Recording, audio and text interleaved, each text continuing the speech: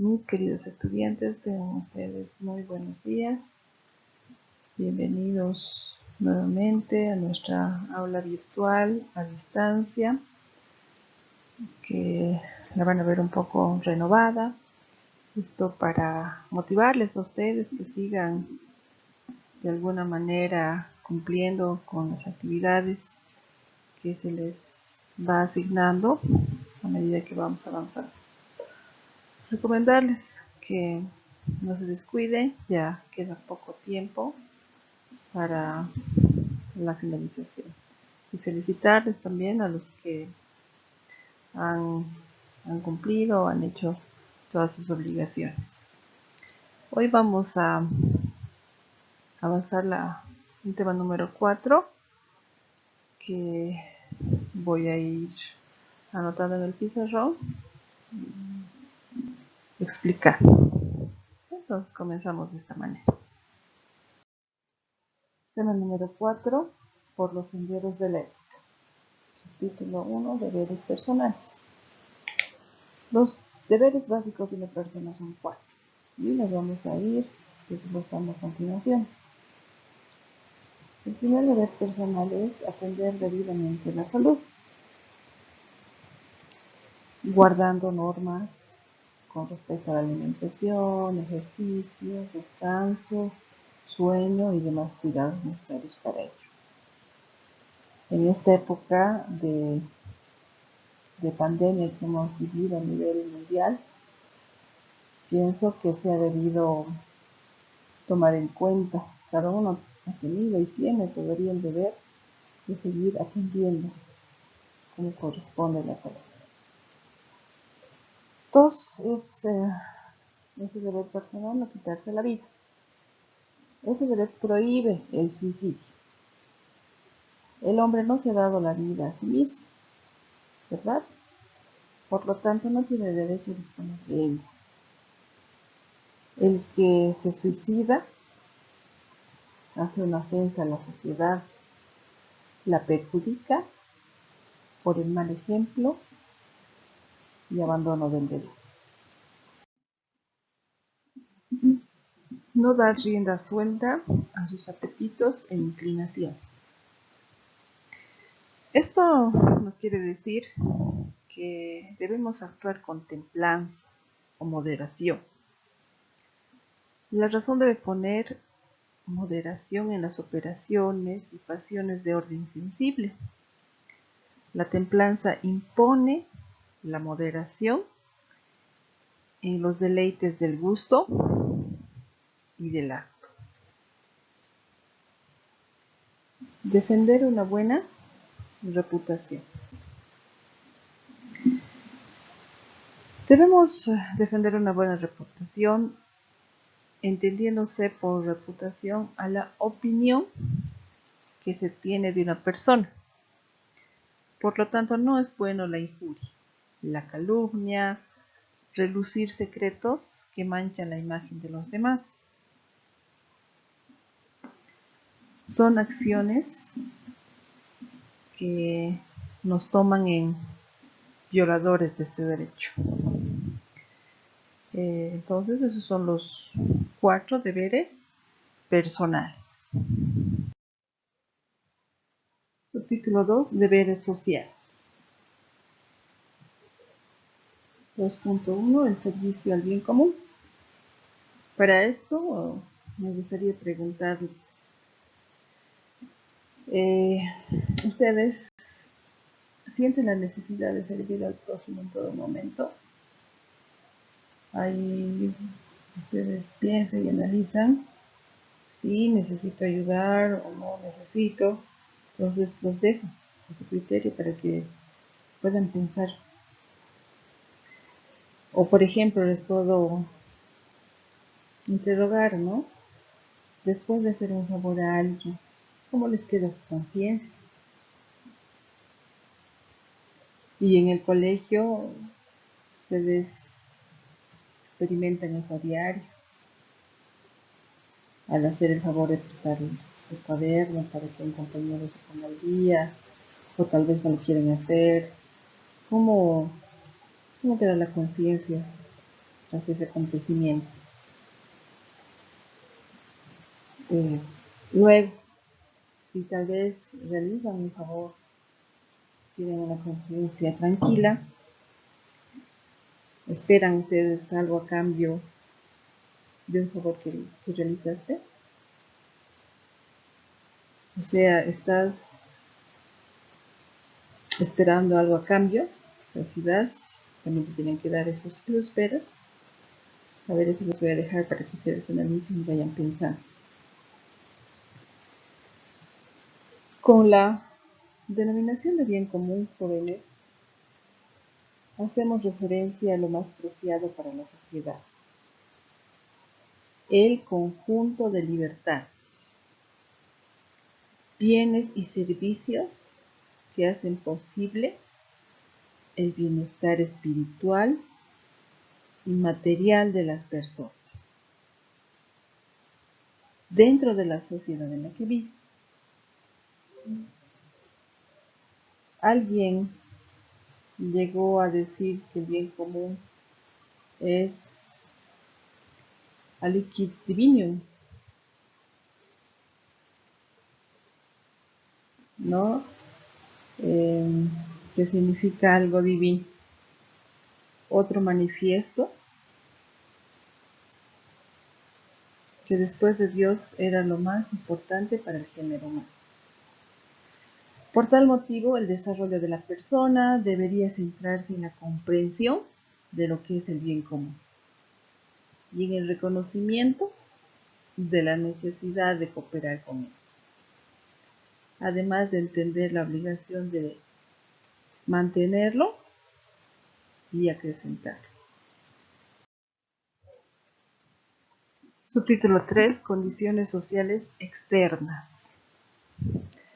Para poder ejercer los derechos y deberes de orden personal y comunitario, como expresión de la dignidad de la persona, deben darse las condiciones que le permitan al individuo desenvolverse favorablemente.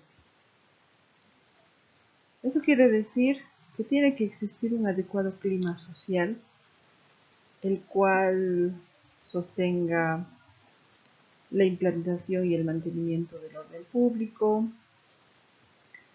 el ejercicio de las libertades públicas con la mayor amplitud posible. Como resultado del anterior, tiene que existir una paz social. 3.1. Una adecuada organización.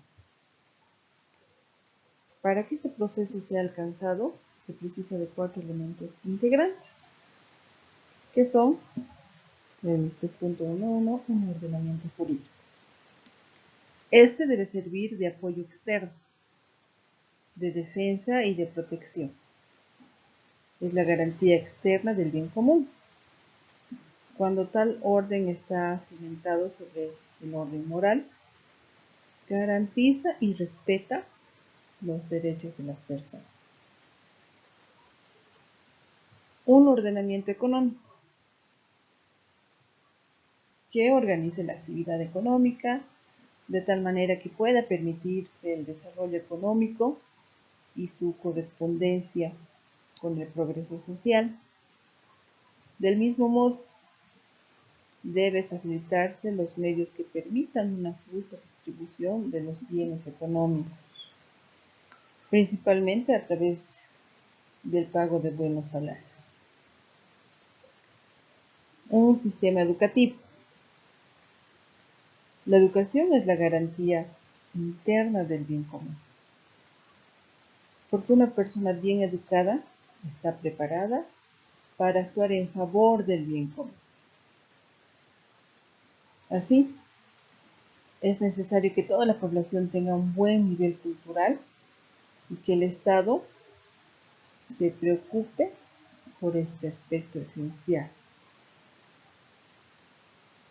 Como dato, les digo, ¿no?, que el sistema educativo es una condición social externa al individuo que lo prepara para actuar en favor del bien común.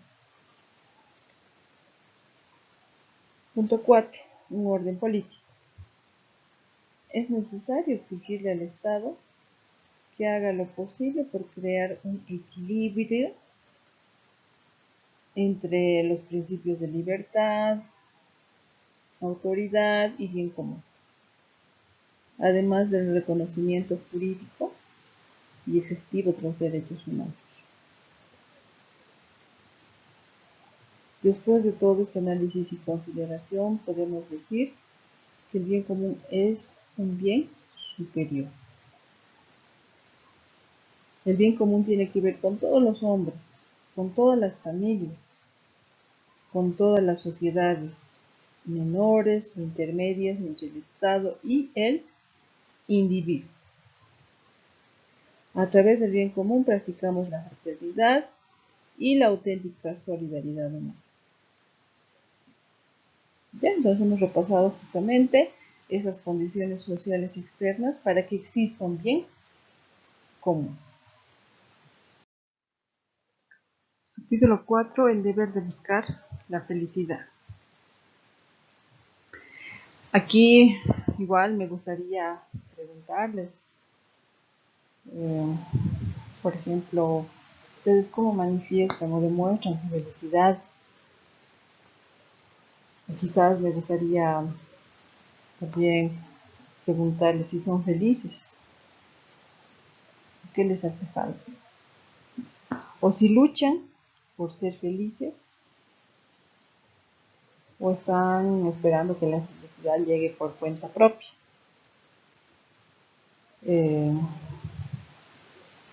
O también, ¿qué es lo que puede hacer feliz a una persona? Sé que estaríamos en una clase muy dinámica, porque aquí me pueden ustedes manifestar lo que están sintiendo, ¿verdad? Podemos decir que en ese subtítulo que nadie busca nada que sea opuesto a la felicidad. No creo que nadie busque ser infeliz. Todos creo que tenemos esa meta, jóvenes. Sin embargo, la experiencia de la vida nos enseña que los medios que utilizamos para poder alcanzarla no son los adecuados. Es así que nuestra búsqueda de la felicidad se centra en 3 elementos, los cuales son el placer, que vamos a ir analizando cada uno de estos. El placer encadena el cuerpo con tal fuerza que éste se identifica como él, como un bien auténtico, y le impide pensar a la persona en una felicidad distinta, en una dimensión espiritual, por ejemplo.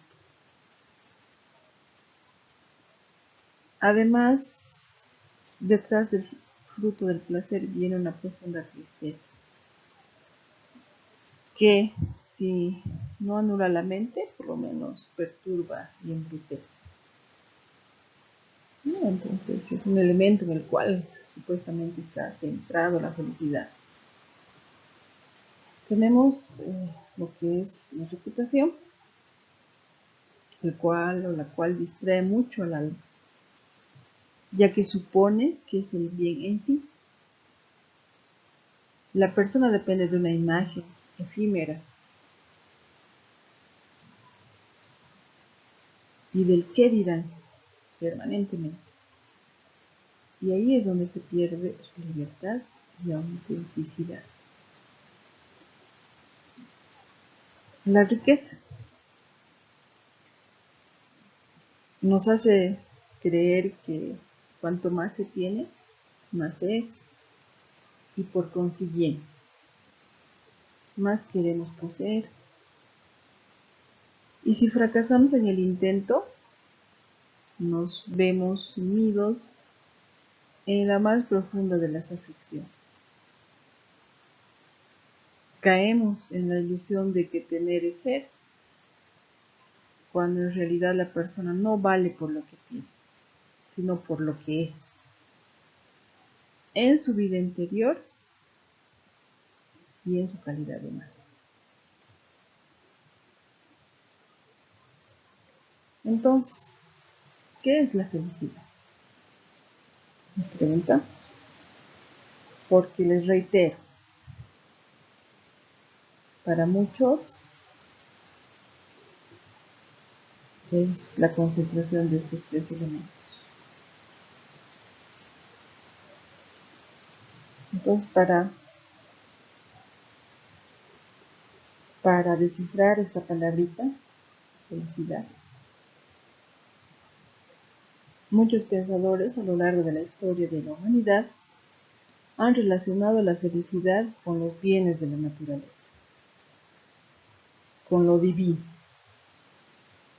al encuentro del hombre con lo divino.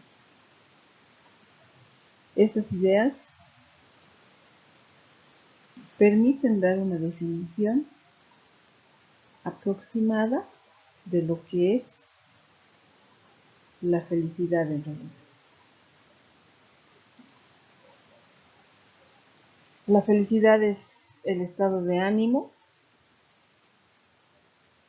perfecto debido a la presencia de bienes perfectos y suficientes para satisfacer el deseo y provocar la alegría en las personas.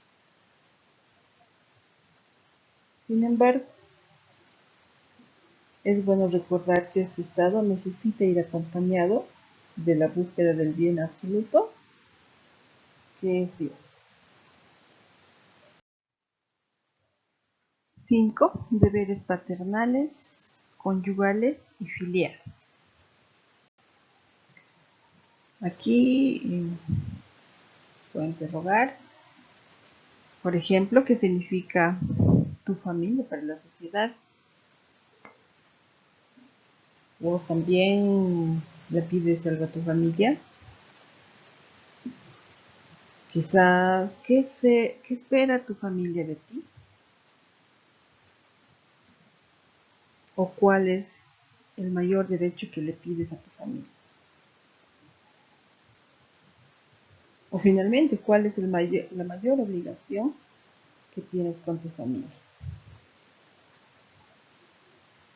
Ustedes, reitero, analicen esas preguntitas y respóndanse a sí mismo para comprender este subtítulo. La familia es la base de la sociedad, lo que hace necesario que en el hogar y en la familia se promuevan e inculquen los hábitos de honradez, veracidad, culto del deber y del honor, y a la moral, amor al trabajo y demás buenos hábitos.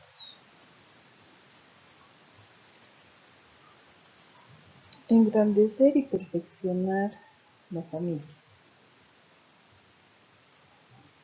es robustecer y perfeccionar la sociedad. 5.1 Deberes de los hijos para con los padres. Esta parte es muy interesante porque ustedes siempre tienen que tomar en cuenta, jóvenes, al momento de ser un miembro de su familia. ¿Sí? Los hijos menores de edad deben obedecer a sus padres. Sin obediencia no podrán ser educados.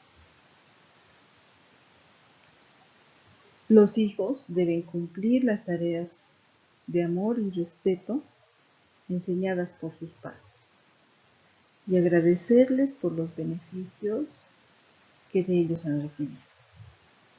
Es el mejor legado que les dejan sus padres.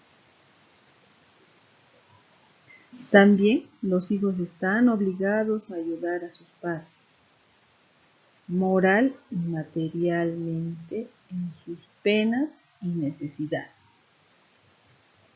en la medida que pueda, claro está.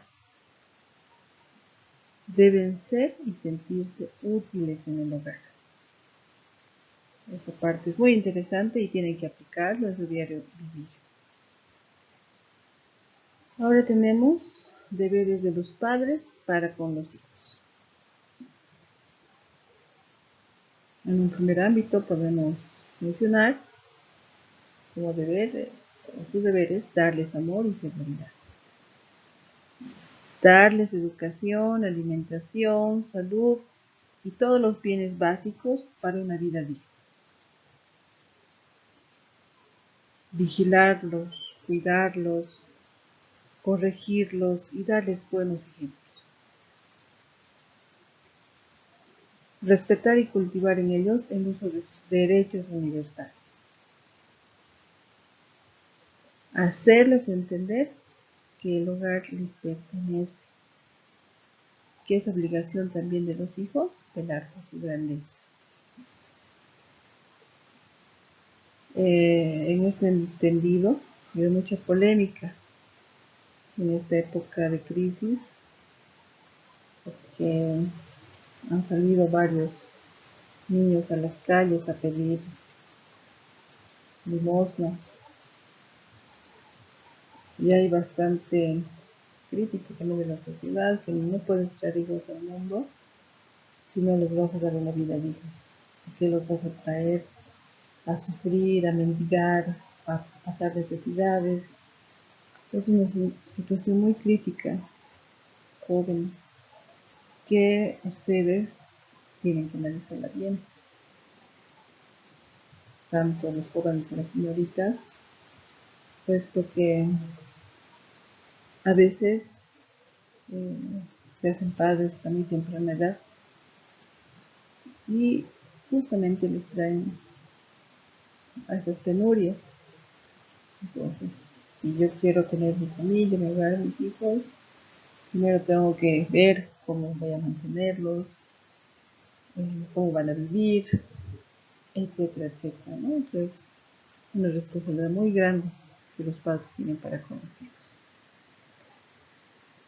Tenemos 5.3, deberes conyugales, que se refiere a la pareja en sí dentro del matrimonio. La conducta ejemplar de los esposos da la tónica al hogar. El reconocimiento y el cumplimiento de sus deberes recíprocos es de gran importancia. No puede haber tiranía, humillación ni opresión entre ambos. Absoluta fidelidad entre cónyuges. El disfrute de la confianza, la generosidad y el hacer recíproco las penas y las alegrías. También debe haber tolerancia sobre los defectos, saber darse un trato de mutua ayuda en todos los deberes.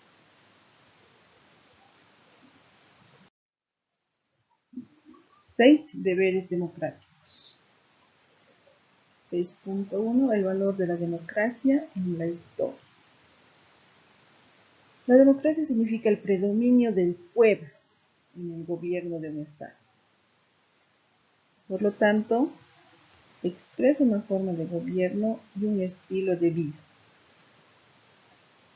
Viene del griego demo, significa pueblo, y kratos, que significa o es igual a gobierno. Es decir, el gobierno de la mayoría elegido por el pueblo y para el pueblo. La democracia surgió en la época clásica griega y se fue enriqueciendo con muchos elementos aportados durante el Renacimiento por el cristianismo. Actualmente es la mejor forma de gobierno y es preferida por casi todas las naciones del mundo, la democracia. Para que una democracia funcione bien, deben estar vigentes en ella los derechos humanos y los valores derivados de ellos, como son la igualdad y la fraternidad. 6.2 para que viva la democracia. La exigencia ética que se pide a un Estado democrático son las condiciones morales de la autoridad, ya que los representantes del pueblo constituyen el centro normal de gravedad y propulsión de la comunidad política. De la elevación moral de los representantes del pueblo, de sus capacidades intelectuales y de sus actos, depende la expansión o la degeneración del régimen democrático. Los legisladores y operadores políticos tienen que poseer un alto sentido de responsabilidad y de espíritu de servicio a toda prueba. Finalmente tenemos el subtítulo 7, deberes éticos ecológicos. Una de las relaciones que la persona debe tener en forma adecuada es con la naturaleza. Término amplio con el que se designa el conjunto, el orden y la disposición de todas las entidades que componen el universo. El hombre está obligado en su condición de ser racional o ser pensante a conocer la naturaleza y a guardar las correctas relaciones con ella. Ha surgido lo que bien puede llamarse el deber ecológico, la llamada ecoética. Tener ética con el ecosistema. El cumplimiento de mis deberes en relación con todos los seres vivientes del medio que habitamos. ¿Ustedes aceptan los deberes ecológicos? ¿Respetan a los animales? ¿No están echando basura por las calles? ¿No están contaminando el medio ambiente? Porque todo eso tiene que ver con la ecoética. El saber respetar todos los componentes del universo. Muy bien, jóvenes, hemos concluido nuestro tema número 4. Espero que nos repasen como tarea para la siguiente clase. Ustedes tienen que hacer el resumen respectivo en su cuaderno, más sus dibujitos, su vocabulario, y les voy a adjuntar una lectura que titula La familia como fuente de valores. Eso les voy a enviar en un archivo PDF. Es una lectura muy interesante, un análisis de la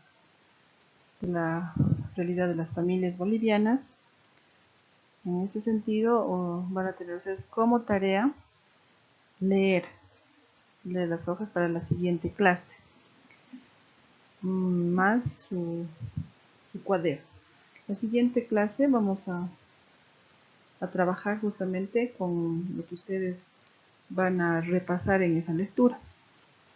No vamos a avanzar a otro tema, sino que vamos a hacer las actividades de esta temática. Para ello necesito que ustedes lean atentamente esta lecturita que les voy a contar. Entonces, que tengan un lindo inicio de semana y hasta la próxima clase.